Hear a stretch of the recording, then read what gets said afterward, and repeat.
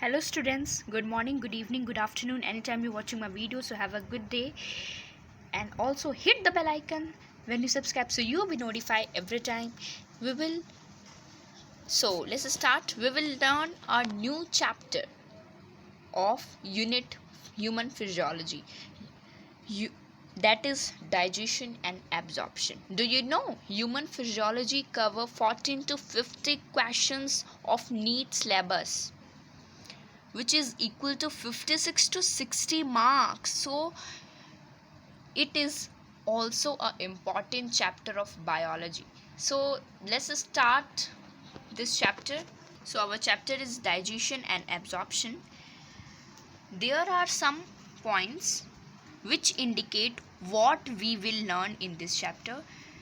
We will learn about digestive system, we will learn about digestion of food, we will learn about absorption of digested product, and also we will learn about disorders of digestive system. So this all are indicate what we will learn in this chapter. So let's start with our chapter. First we will understand summary or a brief description about this chapter.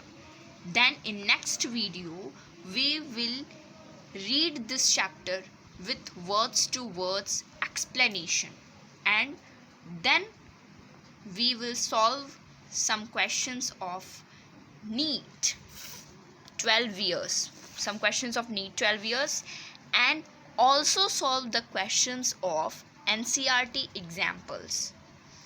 तो चलिए summary और brief descriptions के साथ start करते हैं. The first topic is what is digestion. Digestion क्या है? The process of the conversion of a complex food material into simple absorbable form is called digestion. एक complex food material का एक simple food material में convert होना, यानी कि एक कम्प्लेक्स फूड मटेरियल का एक सिंपल फॉर्म में कन्वर्ट होना, जिसे हमारी बॉडी आसानी से एब्जॉर्ब कर सके, उस प्रोसेस को हम डाइजेशन कहते हैं. जैसे यहाँ पे देखिए, यहाँ पे मानते हैं कि एक कॉम्प्लेक्स फूड मटेरियल, अब इस कॉम्प्लेक्स फूड मटेरियल का ब्रोकन डाउन होना छोटे छोटे पार्टिकल्स में, यानी कि इस कॉम्प्लेक्स फूड मटेरियल का छोटे छोटे सिंपलर पार्टिकल्स में, छोटे छोटे सिंपल पार्टिकल्स में टूटना, इस कॉम्प्लेक्स का छोटे छोटे सिंपल पार्टिकल्स में टूटना, फिर इस प्रोसेस को हम डाइजेशन कहते हैं. जैसे कि ये बड़ा सा मॉलिक्यूल्स है, अब ये मॉलिक्यूल छोटे छोटे पार्टिकल्स में टूट रहा है, फिर दोबारा ये फिर और छोटे छोटे पार्टिकल्स में टूटता है. ऐसे ही एक कॉम्प्लेक्स मटेरियल लगातार एक सिंपल मटेरियल में टूटता रहता है, एक सिंपल फॉर्म में टूटता रहता है, छोटे छोटे बहुत छोटे छोटे पार्टिकल्स में टूटता है. इतने छोटे छोटे पार्टिकल्स में टूटता है जिसे हमारी बॉडी आसानी से एब्जॉर्ब कर सके, उसे हमारा ब्लड आसानी से एब्जॉर्ब कर सके, और हमारे जो जितने भी सिस्टम्स हैं, जैसे डाइजेस्टिव, जैसे कि सर्कुलेटरी सिस्टम, एक्सक्रीटरी सिस्टम, जो भी सिस्टम है जिन्हें एनर्जी की ज़रूरत है उस सिस्टम को चलाने के लिए, जैसे कि सर्कुलेटरी सिस्टम, ये सारी चीज़ों को वर्क करने के लिए जो एनर्जी की ज़रूरत होती है, वो एनर्जी इन्हें आसानी से मिल सके, इसलिए ब्लड इन चीज़ों को एब्जॉर्ब करता है. और इन चीज़ों को एब्जॉर्ब करने के लिए ब्लड को ये चाहिए कि वो पार्टिकल्स छोटे छोटे, मतलब एक सिंपल वे में हो, जिसे आप वो आसानी से एब्जॉर्ब कर सके. सो इसी प्रोसेस को, इसी कॉम्प्लेक्स फूड मटेरियल को छोटे छोटे पार्टिकल्स में तोड़ना या फिर कन्वर्ट करना एक कॉम्प्लेक्स को एक सिंपल में, जिसे आसानी से हमारी बॉडी एब्जॉर्ब कर सके और हमारे बॉडी के हर पार्ट में पहुंचा सके, इस प्रोसेस को हम डाइजेशन कहते हैं. इसी कन्वर्जन के प्रोसेस को, इसी ब्रोकन डाउन के प्रोसेस को, इसी टूटने के प्रोसेस को, एक कॉम्प्लेक्स का एक सिंपल में टूटने के प्रोसेस को ही डाइजेशन कहते हैं. अब ये जो डाइजेशन है वो डाइजेस्टिव सिस्टम के थ्रू होता है. डाइजेशन किसके थ्रू होता है? डाइजेस्टिव सिस्टम के थ्रू ये डाइजेशन की प्रक्रिया होती है। अब डाइजेस्टिव सिस्टम में जो है वो एलिमेंट्री कैनाल और कुछ ग्लैंड से मिलकर बना होता है। डाइजेस्टिव सिस्टम एलिमेंट्री कैनाल और ग्लैंड से मिलकर बना होता है। एलिमेंट्री कैनाल क्या होता है? एलिमेंट्री कैनाल एक पार्ट है, माउथ से लेकर के जो एनस तक का पार्ट है, माउथ से लेकर के एनस तक के भाग को, पार्ट को हम एलिमेंट्री कैनाल कहते हैं। माउथ से लेकर के एनस तक के पार्ट को हम एलिमेंट्री कैनाल कहते हैं। माउथ से हम फूड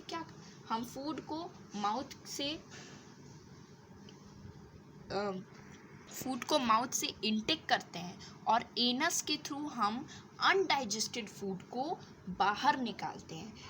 जैसे हमने कोई खाना मुंह से लिया और तो कोई भी फूड हम माउथ से लेते हैं और एनस के थ्रू हम उसे उस अनडाइजेस्टेड फूड को, जो अपच खाना होता है, जो नहीं पच पाता है, जैसे कोई प्रोटीन्स हो गए, कोई कार्बोहाइड्रेट्स हो गए, जो चीज़ें नहीं पच पाती हैं वो एनस के थ्रू एक्सक्रीट हो जाती हैं, हमारी बॉडी से बाहर निकल जाती हैं, क्योंकि वो हार्मफुल होती हैं हमारी बॉडी के लिए, क्योंकि वो एक एक्सक्रीटरी प्रोडक्ट है। सो एक्सक्रीटरी प्रोडक्ट हार्मफुल होती हैं, इसलिए वो हमारी बॉडी से एनस के थ्रू निकल जाती है।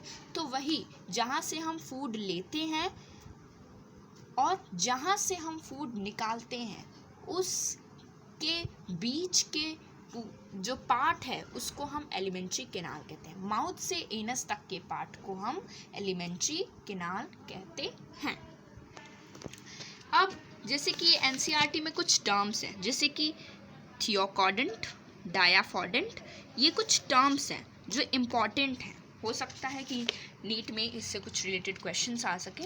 तो ये जो मैंने समरी बनाई है वो फुल एनसीईआरटी बेस्ड है और मैंने एनसीईआरटी के ही सारे टॉपिक्स को इसमें लिखा है। मैंने इम्पॉर्टेंट यानी कि मुझे लगता है कि मैंने कोई ऐसा टॉपिक छोड़ा ही नहीं है, मैंने सारे टॉपिक्स को कवर अप किया है। लेकिन फिर भी मैं नेक्स्ट वीडियो में दोबारा मैं इसका एक्सप्लेनेशन करूँगी। तो पहले हम कुछ टर्म्स के बारे में जानते हैं, जैसे कि थियोकार्डेंट। अब ये थियोकार्डेंट क्या होता है? जैसे हमारा जो मसूड़ा है वो हमारे दांतों को पकड़ के रखता है, अटैच किया रहता है, पकड़े रहता है, जकड़े रहता है। उस टाइप के अटैचमेंट को, वो जो मसूड़ा हमारे दांत को जिस तरीके से अटैच किया है, जिस तरीके से पकड़ा है, उस टाइप के अटैचमेंट जो मसूड़े और टिथ के बीच में है, उसी को हम थियोकार्डेंट कहते हैं। हमारा मसूड़ा हमारे दांत से अटैच होता है, ठीक है। हमारे मसूड़े जो होते हैं वो हमारे दांत से अटैच होते हैं, तो उसी अटैचमेंट को हम थियोकार्डेंट कहते हैं। उसी मसूड़े और दांत के अटैचमेंट को हम थियोकार्डेंट कहते हैं। अब डायाफॉडेंट क्या होता है?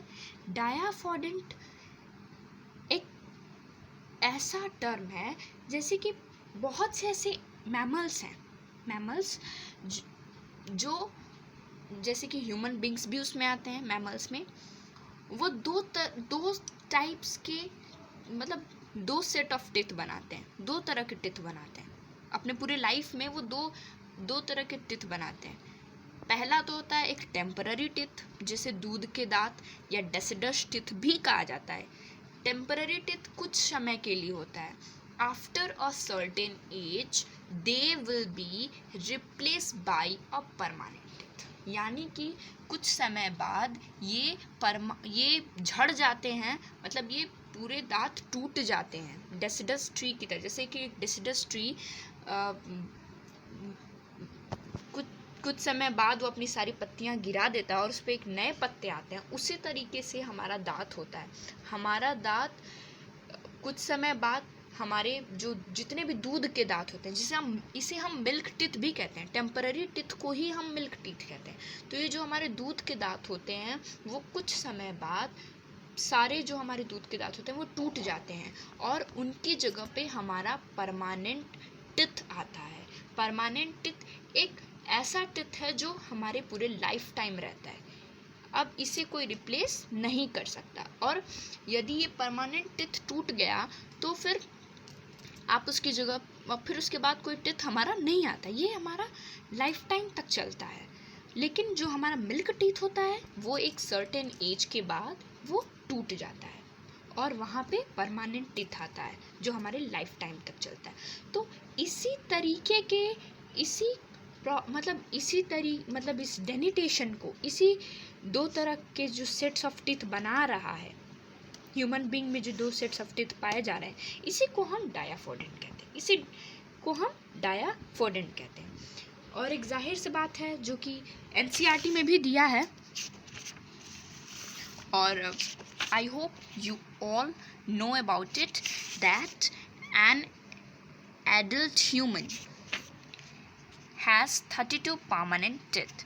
एक adult human में 32 permanent teeth होते हैं, यानी कि किसी भी जो permanent teeth मैंने बताया कि वो पूरे लाइफ टाइम तक चलता है, उसे रिप्लेस कोई नहीं कर सकता है। वो मिल्क टीथ को यानी कि टेम्पररी टीथ को परमानेंट टीथ रिप्लेस कर सकता है, लेकिन परमानेंट टीथ लाइफ टाइम के लिए होता है। तो किसी भी एडल्ट ह्यूमन में, किसी भी ह्यूमन में 32 टीथ होते हैं, 32 दांत होते हैं, यानी कि कोई भी ह्यूमन हो, कोई भी हम आप या फिर कोई भी हो, उनमें 32 दांत पाए जाते हैं। You all know about it. और हमारे 4 प्रकार के दांत होते हैं। There are 4 types of teeth. Humans में 4 प्रकार के दांत पाए जाते हैं। वो 4 प्रकार के दांत कौन कौन से हैं? Incisor, canine, premolar, molar. 4 प्रकार के दांत ह्यूमंस में, यानी कि मानवों ह्यूमंस में 4 प्रकार के दांत पाए जाते हैं, इंसीजर, कैनाइन, प्रीमोलर, मोलर। अब जो ये दांत होते हैं, वो मैस्टिकेशन का काम करते हैं, फूड को मैस्टिकेट करने का काम करते हैं, फूड को चबाने में मदद करते हैं। यानी कि हम जो फूड लेते हैं तो हमारा जो प्राइमरी डाइजेशन है, जो सबसे पहले हमारा डाइजेशन की प्रक्रिया हमारे टीथ से स्टार्ट होती है। सबसे पहले जो हमारी डाइजेशन की प्रोसेस है, the process of the digestion first start from our teeth. हमारे सबसे पहले टीथ से हमारे डाइजेशन की प्रक्रिया स्टार्ट होती है। हमारे टीथ के बाद सेलिवा जो होता है वो मदद करता है कि हमारा जो फूड है वो आसानी से ओसोफेगस के थ्रू पेट में जा सके, यानी कि वो फूड को गीला करने का काम करता है, यानी कि वो इस तरीके से गीला कर देता है ताकि आसानी से वो फिसल जाए, मतलब ओसोफेगस के थ्रू स्टमक में जाए, तो उसका भी काम करता है। और भी बहुत सारे वर्क हैं जिसे हम आगे पढ़ेंगे सेलिवा का। और तो जो हमारा जो हार्ड सरफेस होता है टिथ का, जो हमारा टिथ है वो इनेमल से उसका जो सरफेस है हमारे टिथ का, जो वाइट जो वाइट पार्ट हमारे टिथ का दिखता है, जो सफ़ेद पार्ट, जो कि शायद बहुत ही हार्ड पार्ट होता है, बहुत कठोर पार्ट होता है, जो वाइट पार्ट हमारे टिथ का दिखता है। जैसे कि ये वाइट पार्ट जो हमारे टिथ का है, ये वाइट पार्ट है, ये इनेमल का बना होता है। The hard chewing surface of teeth made up of enamel. ये जो सरफेस होता है टिथ का, ये जो हमारे टिथ का वाइट पार्ट होता है, ये जो सरफेस होता है वो किसका बना होता है? इनेमल का। और ये बहुत हार्ड होता है, बहुत कठोर होता है। और मैंने बताया ही था कि टीथ जो है वो मैस्टिकेशन ऑफ फूड, मतलब कि फूड को मैस्टिकेट करने का काम करता है। अब हमारा जो टंग है वो एक freely movable organ, muscular organ है, यानी कि ये फ्री होता है, ये कहीं भी मूव कर सकता है। इसका कोई पर्टिकुलर वो नहीं होता है कि नहीं ये ऊपर नीचे ही मूव कर सकता है, ये हर तरफ मूव कर सकता है, ये फ्रीली मूवेबल होता है। अब जो हमारा टंग है वो हमारे ओरल कैविटी कहिए या बक्कल कैविटी कहिए या माउथ कैविटी कहिए, कुछ भी कह सकते हैं आप इसे। तो जो हमारा टंग है, जो हमारी जीभ है, वो हमारे बक्कल कैविटी, ओरल कैविटी या माउथ कैविटी, कुछ भी कहिए, उससे अटैच होती है फ्रेनुलम के द्वारा। Tongue attach to the oral cavity buccal cavity और mouth cavity by the frenulum. Frenulum के द्वारा जो है वो हमारी टंग जो है वो हमारे माउथ कैविटी से अटैच होती है फ्रेनुलम के द्वारा। अब आता है कि हमारे टंग में कुछ प्रोजेक्शंस होते हैं, छोटे छोटे प्रोजेक्शंस होते हैं। उन प्रोजेक्शन को, छोटे छोटे छिद्र होते हैं, छोटे छोटे, आपने देखा होगा अपने आपकी जीभ पे छोटे छोटे छिद्र टाइप के होते हैं, उन्हें हम पैपिले कहते हैं।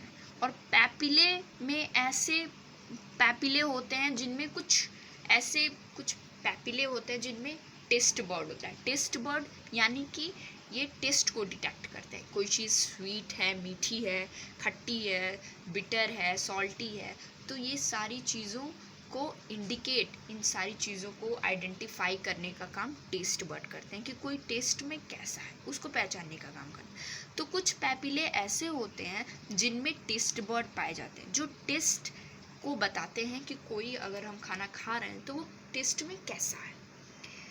अब एक सिंपल वे है, मतलब एक सिंपल चार्ट मैंने बनाया है, आसान चार्ट, जैसे कि शॉर्ट में समझने का कि कैसे कैसे सब डाइजेशन प्रोसेस कैसे कैसे होता है। सबसे पहले हम माउथ से मतलब माउथ से फूड लेते हैं, माउथ से फेरनेक्स में जाता है। अब फेरनेक्स का भी एक इम्पॉर्टेंट पॉइंट है। फेरनेक्स एक कॉमन पैसेज है for air as well as for food, यानी कि ये एक ऐसी जगह है जहाँ पे फूड और एयर जो हम इनहेल करते हैं वो एक साथ मिलते हैं। जैसे कि ये फेरनेक्स है, you have to see this pharynx, pharynx. तो ये जो फेरनेक्स है, यहाँ पे ये हो गया हमारा फूड पाइप और ओसोफेगस, और ये हो गया हमारा विंड पाइप और ट्रैकिया। ये हमारा विंड पाइप या ट्रैकिया आप कुछ भी कहिए, और ये हमारा हो गया ओसोफेगस और फूड पाइप। तो ये जो हमारा फूड है और ये जो हमारा ऑक्सीजन है, मतलब एयर है, विंड मतलब जो हम हवा इनहेल करते हैं, ऑक्सीजन जो इनहेल करते हैं, तो वो दोनों आ करके ये एक सेम प्लेस पे मिलते हैं। फेरनेक्स, फेरनेक्स एक ऐसा प्लेस है जहाँ पे फूड और एयर दोनों आ करके मिलते हैं। एक कॉमन पैसेज है फूड का भी और एयर का भी, serve as a common passage for food and air. यहाँ पे फूड और एयर दोनों आकर के मिलते हैं।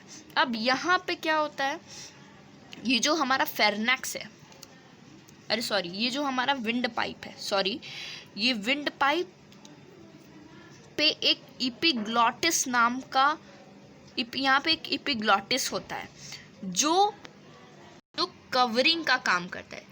जैसे ही हम कोई फूड लेते हैं, तो जब हम फूड लेते हैं तो ये इपिग्लॉटिस प्रिवेंशन का काम करता है। प्रिवेंशन कैसा, कि वो फूड जो हम खा रहे हैं, जो हम ले रहे हैं, वो कहीं हमारे विंड पाइप में ना चली जाए। यानी कि हमारा फूड जो हमारा फूड है वो जो हमारा विंड पाइप है या ट्रैकिया भी कहा जाता है उसे, वो हमारे ट्रैकिया में ना जाए, इसके प्रिवेंशन के लिए इपिग्लॉटिस होता है। तो इपिग्लॉटिस कैसे वर्क करता है कि जैसे ही हमारा फूड आता है तो इपिग्लॉटिस जो है उसमें एक ग्लॉटिस नाम का कवर होता है, वो ऐसे मान लीजिए है तो वो ऐसे बंद कर लेता है। जैसे यहाँ पे फूड, यहाँ पे मान लीजिए एक फूड का मॉलिक्यूल है, तो और ये इपिग्लॉटिस है, तो जैसे ये फूड आ रहा है तो ये अपने आप को बंद कर, मतलब ये कवर कर लेता है ट्रैकिया को या फिर विंड पाइप को। ये विंड पाइप को तुरंत कवर कर लेता है ताकि हमारा जो फूड है, हमारा जो भोजन है, वो हमारे ट्रैकिया में, हमारे विंड पाइप में ना जा सके। तो एपिग्लॉटिस का एक इम्पॉर्टेंट रोल है जो कि एनसीईआरटी में बताया गया है। और फिर वो जो फूड है वो इस ओसोफेगस के थ्रू स्टमक में चला जाता है, और जब फूड चला जाता है तो ये एपिग्लॉटिस जो है वो अपने कवर को हटा लेता है, अपने कवर को हटा लेता है ताकि अब हवा ट्रांसफ़र कर सके। तो ये था फेरनेक्स। और ओसोफेगस एक फूड पाइप है। स्टमक, ओसोफेगस यानी कि ये अब ये देखिए ओसोफेगस से कहाँ जा रहा है, स्टमक में जा रहा है। अब स्टमक से ये जो है स्मॉल इंटेस्टाइन का पार्ट है, ड्यूडोनम। ये स्टमक से स्मॉल इंटेस्टाइन में गया, स्मॉल इंटेस्टाइन से लार्ज इंटेस्टाइन में गया, लार्ज इंटेस्टाइन से एनस के थ्रू बाहर निकल गया। तो ये देखिए दिया है स्टमक, फिर स्टमक के बाद स्मॉल इंटेस्टाइन में जाएगा, स्मॉल इंटेस्टाइन से लार्ज इंटेस्टाइन में, लार्ज इंटेस्टाइन से एनस के थ्रू बॉडी के बाहर निकल जाएगा। अब जो हमारे डाइजेशन की प्रक्रिया है, जो प्रोसेस है, वो सिर्फ स्मॉल इंटेस्टाइन तक ही होती है। लार्ज इंटेस्टाइन में डाइजेशन का प्रोसेस नहीं होता है। The process of digestion is only, ये सिर्फ स्मॉल इंटेस्टाइन तक ही होता है। लार्ज इंटेस्टाइन में फूड डाइजेस्ट नहीं होता है। ऑलवेज रिमेंबर दिस पॉइंट कि लार्ज इंटेस्टाइन में फूड डाइजेस्ट नहीं होता है। अब हम इसे और एक्सप्लेन वे में समझेंगे। ये जो हमारी डाइजेशन की प्रक्रिया होती कैसे है, ये जो डाइजेशन की प्रक्रिया, इसे एक्सप्लेन वे में भी हम समझेंगे। तो यहाँ पे भी मेरे पास एक चार्ट है। जैसे कि माउथ, मैंने यहाँ पे फेरनेक्स मैं यहाँ पे छोड़ दी हूँ, सॉरी फॉर दिस, बट मैंने यहाँ फेरनेक्स छोड़ दिया, बट मैंने यहाँ एक्सप्लेन किया है कि आप देख सकते हैं। तो माउथ के बाद ओसोफेगस या फूड पाइप में फूड जाएगा, then it goes to stomach. अब स्टमक के 4 पार्ट होते हैं, यानी कि स्टमक 4 पार्ट में डिवाइड होता है। ठीक है, स्टमक 4 पार्ट में डिवाइड होता है। वो 4 पार्ट कौन कौन से हैं, यहाँ पे देखिए दिया है। पहला पार्ट होता है फंडस, दूसरा पार्ट होता है कार्डियक, तीसरा पार्ट होता है सेंटर बॉडी, जिसे सेंटर बॉडी भी कहा जाता है, बॉडी सेंटर बॉडी आप कुछ भी कह सकते हैं, और चौथा पार्ट होता है पाइलोरिक। यानी कि स्टमक 4 पार्ट में डिवाइड होता है, fundus, cardiac, body, pyloric. 4 parts हो गए इसके। अब देखिए ये जो हमारा ओसोफेगस है, वो स्टमक के कार्डियक पार्ट में ओपन होता है। मतलब कि ये जो हमारा खाना है वो सबसे पहले किस पार्ट में जाता है, स्टमक के कार्डियक पार्ट में। हमारा फूड ओसोफेगस के थ्रू जब स्टमक में आता है तो वो सबसे पहले कार्डियक पार्ट में जाता है। कार्डियक पार्ट के बाद वो सेंट्रल पार्ट में जाएगा, सेंट्रल पार्ट के बाद वो पाइलोरिक पार्ट में जाएगा, फिर वो पाइलोरिक पार्ट के थ्रू ड्यूडोनम में चला जाएगा। ड्यूडोनम क्या है भाई, ड्यूडोनम भी एक। अब स्मॉल इंटेस्टाइन पे चलते हैं। स्मॉल इंटेस्टाइन के 3 पार्ट होते हैं। मैंने अभी स्टमक का देखा कि स्टमक के 4 पार्ट होते हैं, स्टमक के 4 पार्ट्स होते हैं, और उसी तरह स्मॉल इंटेस्टाइन के 3 पार्ट होते हैं। कौन कौन से होते हैं, ड्यूडोनम, देखिए वो 3 पार्ट होते हैं, ड्यूडोनम, जेजेनम और ileum. Small intestine distributes into 3 parts, duodenum, jejunum और इलियम, यानी कि स्मॉल इंटेस्टाइन के 3 पार्ट होते हैं। तो यहाँ पे ये जो ड्यूडोनम है वो किसका पार्ट है, स्मॉल इंटेस्टाइन, यानी कि आप इसे क्या कह सकते हैं, इसे आप स्मॉल इंटेस्टाइन भी कह सकते हैं, क्योंकि स्मॉल इंटेस्टाइन का ही तो एक पार्ट है। ठीक है, तो पाइलोरिक का काम होता है फूड को ड्यूडोनम में पहुँचाने का, यानी कि फूड स्टमक से ड्यूडोनम में पाइलोरिक के थ्रू जाता है। पाइलोरिक ये रेगुलेट करती है कि फूड जो है वो ड्यूडोनम में जाए, यानी कि फूड को ड्यूडोनम में पहुंचाने का काम स्टमक का पाइलोरिक पार्ट करता है। पाइलोरिक पार्ट स्टमक का फूड को ड्यूडोनम में पहुंचाने का काम करता है। मैं फिर से बता रही हूँ कि ड्यूडोनम स्मॉल इंटेस्टाइन का पार्ट है, तो आप ये मत समझिएगा कि ड्यूडोनम कोई अलग चीज़ है। ड्यूडोनम यानी कि स्मॉल इंटेस्टाइन, आप इसे स्मॉल इंटेस्टाइन भी कह सकते हैं क्योंकि इसी का पार्ट है। तो सबसे पहले ये जो पाइलोरिक पोर्शन है, ये इसका काम होता है कि फूड को ड्यूडोनम में पहुंचाने का। फूड को ड्यूडोनम में पहुंचाने का काम कौन करता है, पाइलोरिक पार्ट। अब ये हमारा हो गया। अब पाइलोरिक पार्ट के बाद जब ड्यूडोनम में पहुंच जाता है तो फिर मैंने आपको बताया कि स्मॉल इंटेस्टाइन के 3 पार्ट होते हैं, ड्यूडोनम, जेजेनम, इलियम।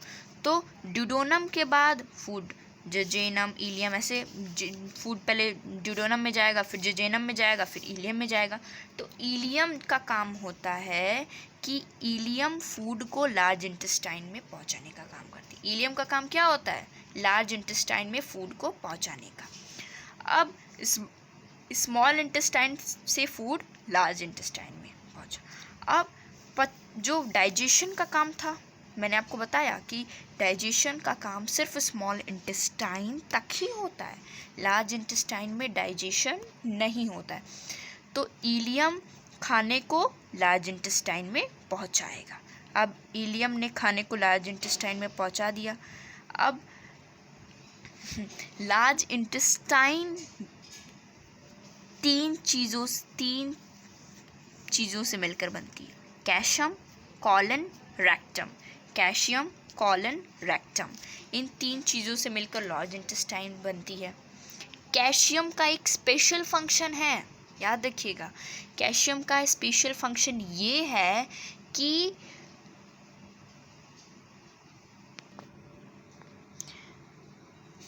इसमें जो सिम्बायोटिक माइक्रो ऑर्गेनिज्म से मिलकर ये बना होता है, ठीक है, consist of some symbiotic microorganism, ठीक है।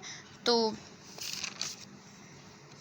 कैशियम, देखिए, अब लार्ज इंटेस्टाइन, इलियम जो है वो फूड को लार्ज इंटेस्टाइन के कैशियम पोर्शन में ट्रांसफ़र करता है। जैसे कि देखिए यहाँ पे इलियम होगा, ये रहा इलियम। तो ये इलियम जो है वो फूड को कैशियम पोर्शन में, ये रहा इलियम, तो ये इलियम फूड को कहाँ, कैशियम पोर्शन में ट्रांसफ़र, इलियम फूड को कैशियम में पहुँचाता है। इलियम फूड को कैशियम, लार्ज इंटेस्टाइन का पार्ट कौन सा है, कैशियम, तो कैशियम में पहुँचाता है। इलियम ट्रांसफ़र फूड इनटू कैशियम, ठीक है। मैंने बताया कि लार्ज इंटेस्टाइन के तीन पार्ट होते हैं, कैशियम, कॉलन और rectum. Caecum, colon and rectum. तो इलियम फूड को कैशियम में पहुंचाएगा, कैशियम के बाद कॉलन में जाएगा फूड, फिर कॉलन के बाद रेक्टम, और रेक्टम के बाद फाइनली फूड एनस के थ्रू बाहर निकल जाएगा। कैशियम में आया, कैशियम के बाद कॉलन में गया, कॉलन के बाद रेक्टम में गया, और रेक्टम के बाद बाहर निकल गया। तो ये पार्ट था। अब देखिए, एक और चीज़ है जो आप सभी को पता होना चाहिए कि कॉलोन के भी 4 पार्ट होते हैं। कॉलोन जो कि लार्ज इंटेस्टाइन का पार्ट है, उसके भी 4 पार्ट होते हैं, ascending part, transverse part, descending part, sigmoid colon. यहाँ पे दिया है ascending colon, transverse colon, descending colon और सिग्मॉइड कॉलन। अब देखिए, इलियम से फूड कोलॉन में आया। इलियम क्या है, स्मॉल इंटेस्टाइन का पार्ट है, तो स्मॉल इंटेस्टाइन से फूड लार्ज इंटेस्टाइन के कैशियम में आया।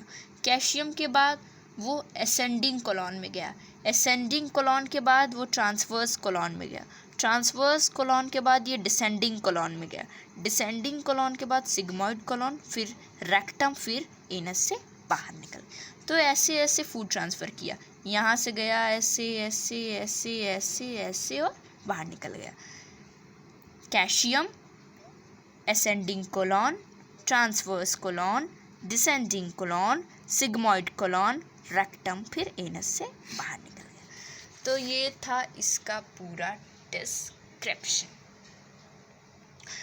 अब ये कुछ और चीज़ है जो पता होना चाहिए सबको, कि जो हमारा एलिमेंट्री कैनाल है, जो हमारा एलिमेंट्री कैनाल है उसमें 4 लेयर्स पाए जाते हैं।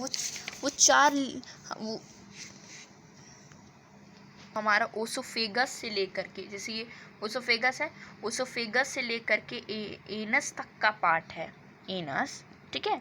ओसोफेगस से लेकर रेक्टम, मान लीजिए रेक्टम तक का पार्ट, ओसोफेगस से रेक्टम तक का पार्ट जो होता है वो 4 लेयर से कवर्ड होता है। यानी कि ये जो पार्ट है उसमें वो 4 लेयर से कवर्ड होता है, वो 4 लेयर से कवर्ड होता है। तो सबसे जो आउटर लेयर होता है वो होता है serosa. The outer most layer of the alimentary canal is serosa.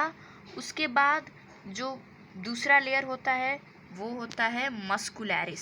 Serosa के बाद मस्कुलैरिस होता है, उसके बाद सब मुकोसा, मुकोसा, लूमेन। ठीक है, तो 4 लेयर से हमारा ये जो डाइजेस्टिव सिस्टम है वो ओसोफेगस से लेकर रेक्टम तक का पार्ट 4 लेयर से कवर्ड होता है। 4 लेयर्स से कवर्ड होता है।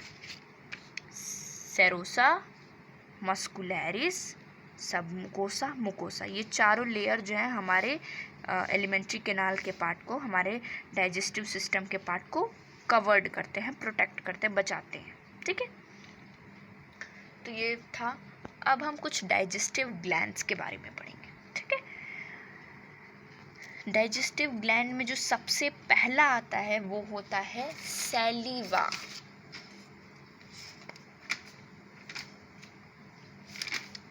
Saliva. Saliva is mainly produced by 3 pair salivary gland, cheeks, lower jaw, below the tongue. सैलिवा 3 जगह पे प्रोड्यूस होता है, हमारे चिक्स में, हमारे गालों में से 3 जगह से प्रोड्यूस होता है। हमारे गालों, पहली जगह जो होती है वो होती है हमारे गाल, दूसरी जगह होती है वो होती है लोअर जा, और तीसरी जगह जहाँ से सैलिवा प्रोड्यूस होता है वो होती है बिलो द टंग, यानी कि हमारे जो जीभ है उसके नीचे से, या फिर और हमारे जो लोअर जा है, अपर जा लोअर जा 2 जा होते हैं, तो लोअर जा से बिलो द टंग और चीक्स, ये 3 जगहों से हमारा सैलिवा प्रोड्यूस होता है। इन 3 जगहों से हमारा सैलिवा प्रोड्यूस होता है। अब दूसरा जो ग्लैंड है वो है लीवर। लीवर जो है वो सबसे बड़ा ग्लैंड है हमारी बॉडी का। Liver largest gland of our body, जिसका वेट होता है 1.2 to 1.5 किलोग्राम। अमेजिंग। और it is situated just below the diaphragm. ये डायाफ्राम के जस्ट बिलो होता है। डायाफ्राम क्या होता है अभी ये देखिए, जैसे कि ये लंग्स हो गए, लंग्स के नीचे जो है वो डायाफ्राम पाता है। डायाफ्राम पे आप कह सकते हैं कि लंग्स रखा होता है, यानी कि हमारा लंग्स जिस चीज़ पे रखा होता है वो डायाफ्राम। तो ये डायाफ्राम के नीचे क्या पाया जाता है? लीवर पाया जाता है। Always remember, below the diaphragm the liver is found. ठीक है, तो लंग्स जो होते हैं वो हमारे डायाफ्राम पे रखे होते हैं, सिचुएटेड होते हैं। चलिए, और एक और चीज़ हेप्टिक लॉब्यूल्स के बारे में। जो हेप्टिक लॉब्यूल्स होते हैं वो स्ट्रक्चरल और फंक्शनल यूनिट होते हैं लीवर के। मीन्स कि हमारा जो लीवर है वो किससे मिलकर बना होता है? हेप्टिक सेल से। हमारा लीवर जो है वो हेप्टिक सेल्स से मिलकर बना होता है।